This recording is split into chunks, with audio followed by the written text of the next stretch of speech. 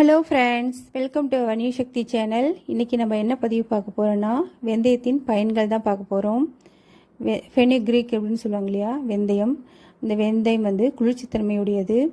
வெந்தயத்தை நம்ம அப்படியே சாப்பிட்றது, மென்று சாப்பிட்றது, இதனால் முழு பலன்கள் கிடைக்காது.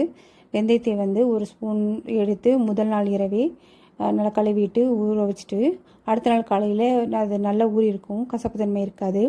அந்த வெந்தயத்தை எடுத்து நல்லா சாப்பிட்டுட்டு இந்த தண்ணியும் குடிச்சிட்டு வந்தோம்னா தான் நம்மளுக்கு முழு பலன்கள் கிடைக்கும்.